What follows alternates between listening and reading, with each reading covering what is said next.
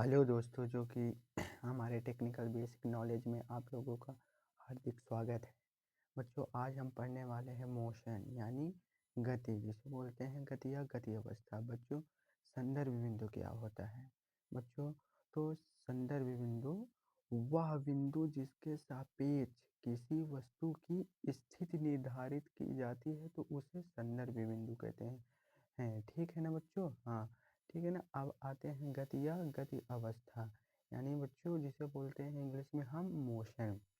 तो बच्चों, संदर्भ बिंदु के सापेक्ष किसी वस्तु की स्थिति अगर समय के साथ परिवर्तित होती है तो उसे गति कहते हैं, तथा इस अवस्था को गति अवस्था कहते हैं। जैसे बच्चों, कार की गति, कोई कार है जब वो गति करेगी ये तो उसे ही गति कहते हैं। ठीक है ना बच्चों? अब आते हैं हम लोग विराम यानी विरामावस्था, जिसे बोलते हैं रेस्ट स्टेट। बच्चों, संदर्भ बिंदु के सापेक्ष किसी वस्तु की स्थिति समय के साथ परिवर्तित न हो तो इस अवस्था को विरामावस्था कहते हैं, तथा इसे विराम कहते हैं। जैसे बच्चों, एग्जाम्पल, टेबल पर रखी पुस्तक। आओ बच्चों, हम चलते हैं नेक्स्ट टॉपिक पर।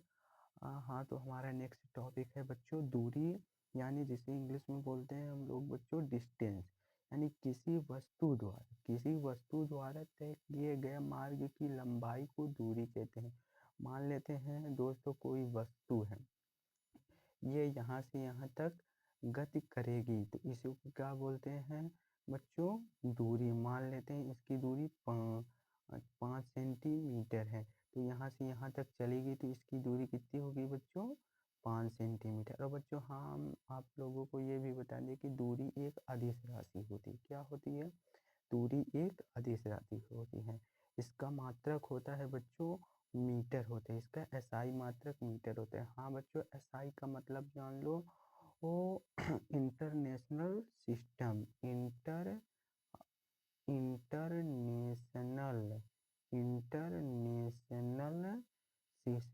International system. बच्चों, वो इंटरनेशनल सिस्टम क्या होता है बच्चों? एक मूल मात्रक है जो कि हम आप लोगों को आगे पढ़ाएंगे। और हाँ बच्चों, दूरी सदैव धनात्मक होती है। क्या होती है? दूरी सदैव धनात्मक होती है, ये कभी भी ऋणात्मक नहीं होती है। और बच्चों, अगले टॉपिक पे हम लोग चलते हैं। हमारा अगला टॉपिक क्या है बच्चों? विस्थापन। क्या? विस्थापन। बच्चों, किन्हीं दो बिंदुओं के बीच की न्यूनतम दूरी को विस्थापन कहते हैं। क्या बच्चों? किन्हीं दो बिंदुओं के बीच की न्यूनतम दूरी को विस्थापन कहते हैं। जैसे बच्चों, आप लोग ऐसे समझिए, कोई बिंदु है, एक यहाँ है, एक यहाँ है। अगर हमें जाने के लिए यहाँ इस बिंदु से यहाँ जाने के लिए हमें सीधी दूरी, यानी हमें सीधी दूरी जाना चाहिए। ठीक है ना? क्योंकि बच्चों परिभाषा में ही बोल दिया है कि यही दो बिंदुओं के बीच की न्यूनतम मतलब सीधी। अगर बच्चों हमको यहाँ से कई रास्ता हो जाने के लिए ऐसे चले जाएं, हम फिर ऐसे चले जाएं, फिर ऐसे चले जाएं, फिर ऐसे चले जाएं, लेकिन नहीं बच्चों, विस्थापन जो हमारा है परिभाषा में बोल दिया है। बच्चों, परिभाषा में ये सब चीज़ दे देता है। ठीक है ना? देखो, ध्यान से पढ़ो परिभाषा। किन्हीं दो बिंदुओं के बीच की न्यूनतम, यानी जो ये बिंदु है, इसके बीच की न्यूनतम दूरी यानी समान दूरी को क्या कहते हैं बच्चों? विस्थापन कहते हैं। ये सब क्या हो जाएंगी बच्चों? दूरी, ये सब हो जाएंगे। लेकिन जो ये समान दूरी, न्यूनतम दूरी है, इसी को हम लोग क्या बोलते हैं बच्चों? विस्थापन। हाँ हाँ। अब बच्चों, विस्थापन एक सदिश राशि होता है। सदिश राशि क्या होता है? अब बच्चों, हम लोगों को आप लोगों को वो अगली नेक्स्ट वीडियो में हम बताएंगे कि सदिश राशि होता क्या है। ठीक है ना? और हाँ बच्चों, इसका एसआई मात्रक भी होता है, जो कि ये अभी नेक्स्ट टॉपिक में हम आप लोगों को बताएं कि एसआई का मतलब क्या। तो आज फिर से बता देते हैं बच्चों, इंटरनेशनल सिस्टम। क्या?